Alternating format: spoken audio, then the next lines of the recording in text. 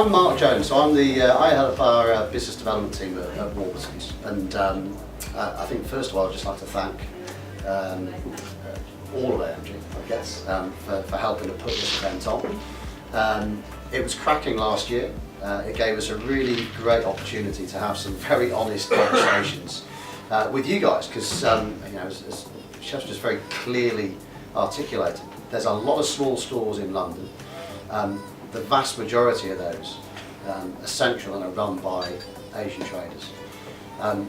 We're in about 400 to 500 small stores inside the M25, so our presence in this most important of markets is significantly less than it is elsewhere in the country. And as a consequence, it's a really big focus and a really big priority for us. And I'm probably going to contradict myself then, because what's really obvious is that we're not getting everything right. And that came out of some of the conversations we had last year.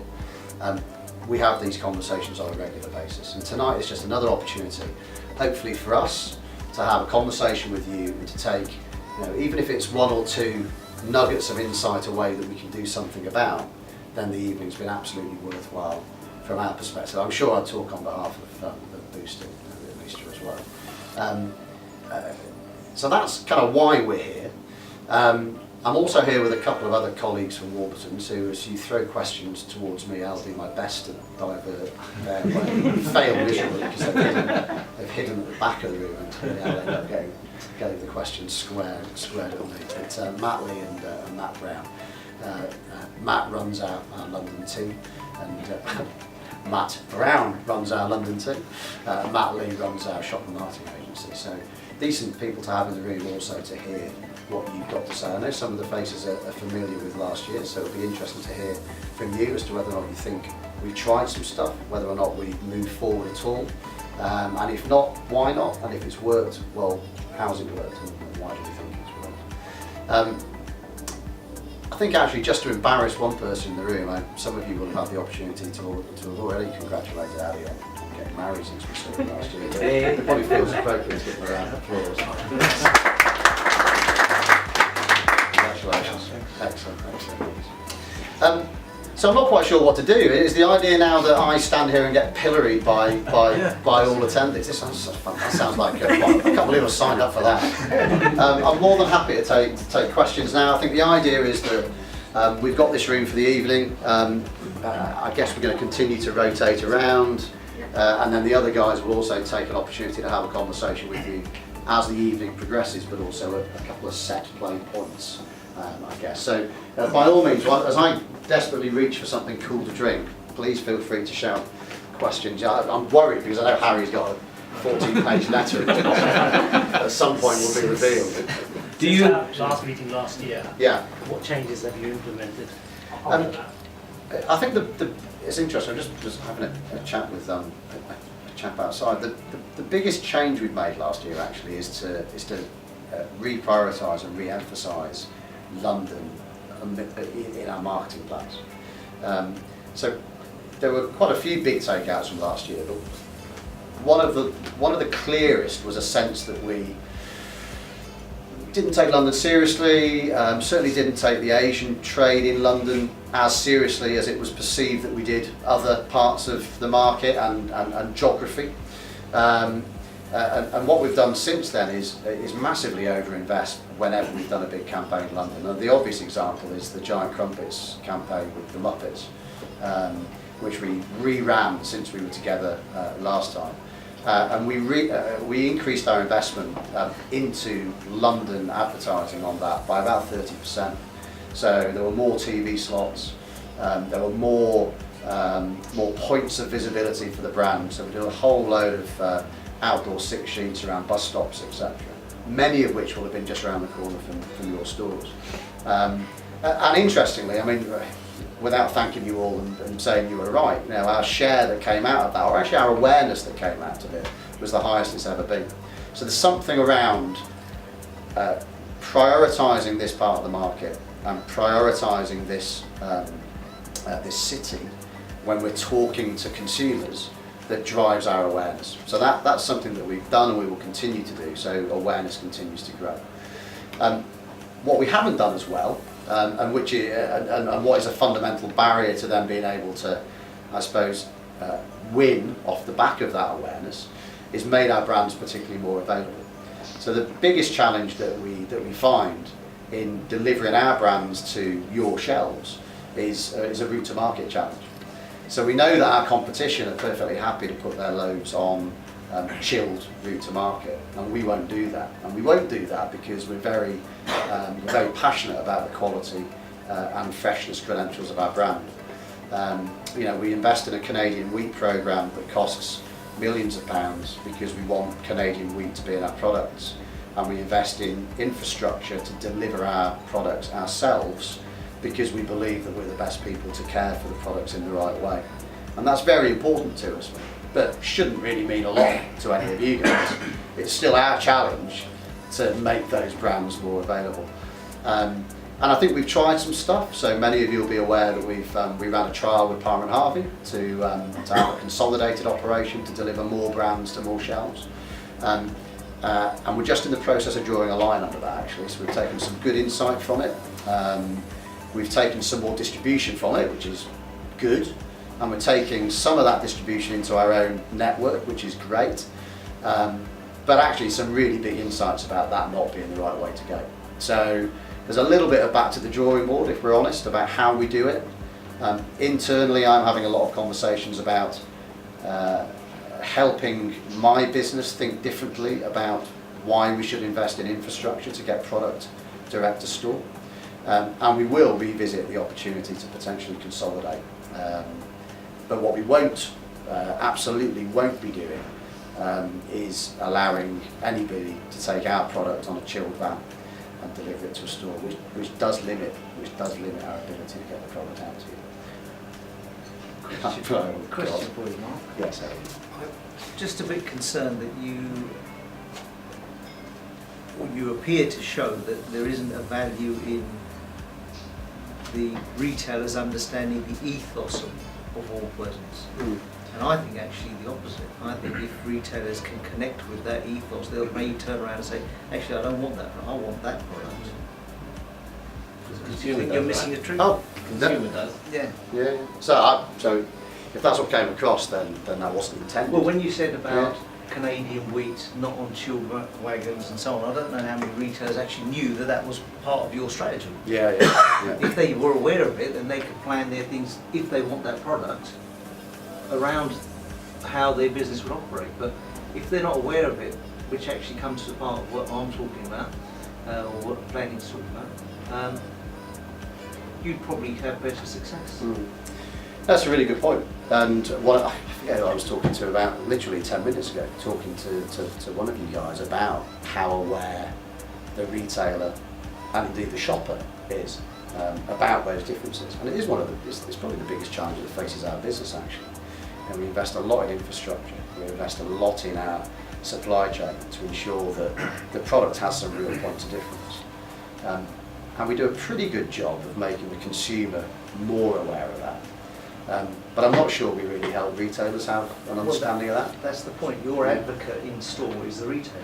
Yeah. If you've got a different brand there and you've got your brand there, I'm the person as the shopkeeper, retailer, who's going to either say, explain about your product or not explain about it.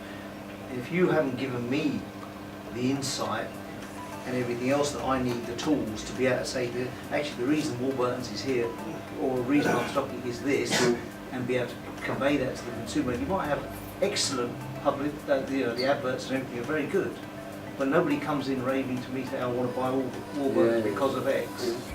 But they will do if I advocate it to them with a constructive method or reasoning behind what you've just explained to everybody here. And without setting the guys up over here for a windfall, what can you think of the best way to try and have that conversation with us? Clearly, there's 20 or 30 of us here tonight, but we're talking about 6,000-7,000 stores. What's the best way to have that conversation? Well, look, Rowley's just raised a good point. Sorry, excuse me. Look, Britvic have the same issue. Who I used to work No, for. no, My yeah. God, must be a legacy. It's the same for you. 600 ml bottle is sugar free. Yeah. 400 ml is not. I didn't know that. Yeah. How do I convey that to my customers? Brevik didn't tell me that. I know it now, so I tell my customers. How did you find that out?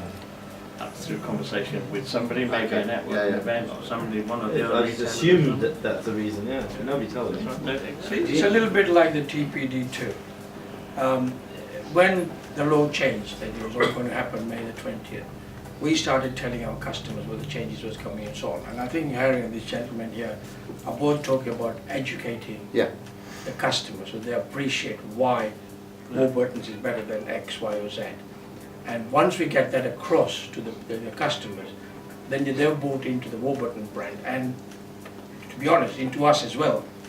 Then we're all better off. Well, they're already using you, so they have bought into you. So that we have their confidence to a certain extent, which is what we should be building on. I think it's about relationships. That's what this is about. Yeah. And if I give you a good example, and it is personal to me, it was last February, and I don't know, Kay may remember, some of the other guys that are on our chat. I had a very bad experience with you guys, and I was that knocked by it that I mentioned it on one of our WhatsApp chats. And Okay. within seconds, a retailer that's not here tonight, Raj Chandarana in High Wycombe, came back to me straight away and said, look, speak to this guy. So I spoke to this person, or he called me. I said, I'm not calling them. Why would I want to speak to them if they've just been dealt with like Yeah, that? yeah, And the problem, I think, is that any company that wants to improve is very good at managing crisis because they don't want to lose something, but you're not proactive enough and creating the relationships in the first place, which creates confidence in us and you. And off the back of that call, this gentleman, and I forget his name, he was quite high up from what I understand, he got in touch with one of your reps, Russell Murphy, still with you? Yeah, Russell's yeah. And what a guy. Yeah. What a guy, you know, and I didn't want to give him the time of day. I've just spoken to you about a rep coming in today, and you know what, it depends on how they come across and what their intentions are. And this guy came in and he knew there was problems, and he helped me so much with stuff. I still have the text messages now, and this is February last year. Yeah, yeah. I still have, and he worked the largest of stores, but he worked the category to make me understand the bread a bit better. I now have the fixture looking good because he helped me with it. But the only problem, and this is something that we all speak about when we're part of these panels, is that it's all good having this information tonight, and you talk about what you learned last year. What happened to the rest of the year? Yeah. Let's keep it going. Yeah. And how can we keep it going? So is it that you guys get into the magazine more, talking to us? Do they speak to you? Do we speak to you? Do we all speak somehow and communicate this information? Do you get your field sales guys? Do you reinforce them with the information that we need to be able to go and portray this across? Because that's what I think it's about. It doesn't work any other way. Yeah. You know, it's boxes being ticked, and all of a sudden, you know, we have, we had the hot cross bun love promotion. I wasn't even told about it. It just turned up on my delivery. Yeah. You know, and the thing is, I do have confidence to put it in the right place because I've been told that. But plenty of people won't. Yeah. It's, you know, the large crumpet and the small crumpet, FSDU, whatever you want to call it for a show. It works really well. You know what? Nowadays, retailers speak to each other a lot more on Yeah. WhatsApp and social media. Years ago, when you guys tried to enter the London market, I chased my symbol group to get Warburtons into my store. Didn't hear back for a few months, so I chased them again. Said, what happened? And he chased somebody at your head office.